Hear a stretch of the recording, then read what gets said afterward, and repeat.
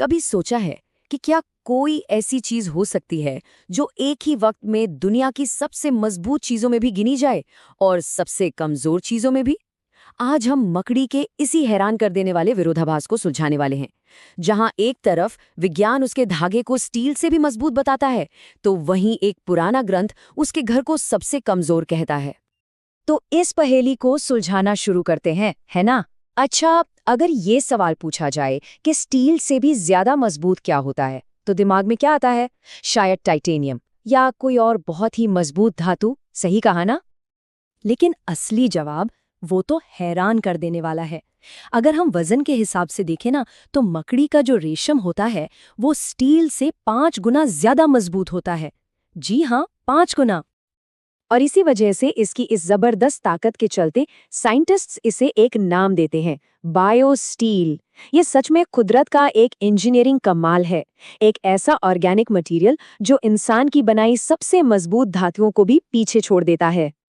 ठीक है, तो एक बात तो बिल्कुल साफ हो गई। साइंस के हिसाब से मकड़ी का धागा दुनिया के सबसे मजबूत मटेरियल्स में से एक है। अब ये बात ध्यान में रखिएगा, क्योंकि कहानी में असली ट्विस्ट यहीं से आने वाला है।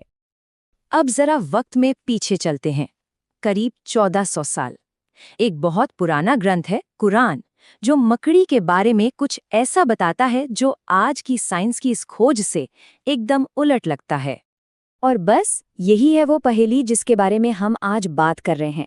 सोचिए, एक तरफ मॉडर्न साइंस है जो कह रहा है मकड़ी का रेशम सबसे मजबूत चीजों में से है, और दूसरी तरफ कुरान जो कहता है सारे घरों में सबसे कमजोर घर मकड़ी का होता है।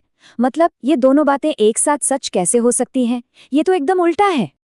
ये बात कुरान की सूरा अल अनकबूत में कही गई है, जिसका मतलब ही होता है मकड़ी।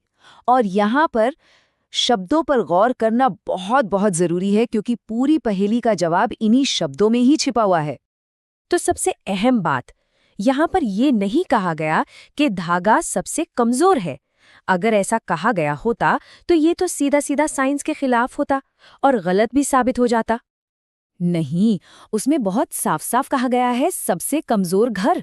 और बस यही एक लफ्ज, यही एक शब्द इस पूरे पैराडॉक्स को सुलझा देता है। बात धागे की नहीं हो रही है, बात हो रही है उस घर की जो उस धागे से बनता है। तो फिर चलिए अब साइंस की नजर से देखते हैं, मॉडर्न बायोलॉजी मकड़ी के इस घर के बारे में क्या कहती है। क्या साइंस भी इसे एक कमजोर घर मानता है?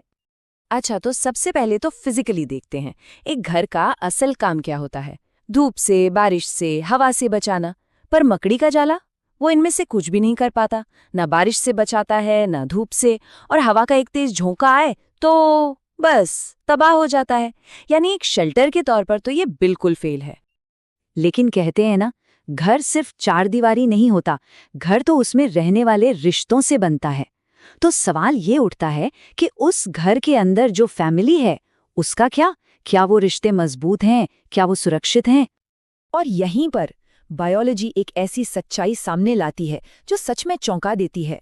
मकड़ी का घर सोशली यानी सामाजिक तौर पर शायद दुनिया का सबसे असुरक्षित और कह सकते हैं क्रूर घर है। कई स्पीशीज में तो फीमेल स्पाइडर मेटिंग के बाद मेल को ही खा जाती है। कुछ में बच्चे अपनी ही माँ को खा जाते हैं, और अक्सर भाई बहन एक दूसरे को ही मारकर खा जाते हैं। मतलब इस घर में कोई भी रिश्ता सेफ नहीं है। और यहाँ एक और बहुत दिलचस्प बात है भाषा से जुड़ी हुई। कुरान में जब जाला बनाने की बात होती है तो अरबी ग्रामर के हिसाब से जो वर्ब यूज हुआ है वो फेमिनिन है, यानी स्त्रीलिंग। और मॉडर्न साइंस भी तो यही कंफर्म करता है कि जाला बुनने का काम असल में फीमेल स्पाइडर ही करती है, मेल नहीं। तो अब जब हमने साइंस और भाषा दोनों तरफ से इसे समझ लिया है, तो अब जरा इस मिसाल के गहरे मतलब को समझते हैं, क्योंकि ये कहानी सिर्फ एक मकड़ी की नहीं है।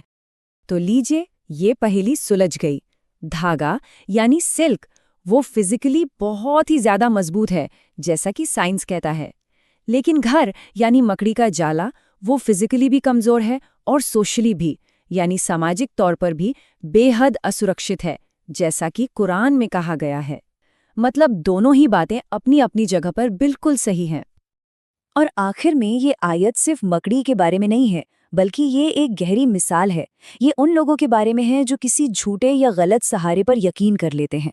उनका सहारा बिल्कुल उस मकड़ी के घर जैसा है, जो बाहर से देखने में तो बड़ा कॉम्प्लेक्स, बड़ा मजबूत लग सकता है, लेकिन अंदर से वो बिल्कुल खोखला, नाजुक और खतरनाक होता है। बाहर से दिखने में बड़ा पेचीदा और मजबूत, लेकिन अंदर से उतना ही नाजुक और खतरनाक। ये बात सोचने पर मजबूर करती है ना? आज की दुनिया में हमारे आसपास ऐसी कौन सी चीजें हैं जो बिल्कुल इस मकड़ी के घर की तरह हैं? इस पर सोचिएगा जरूर।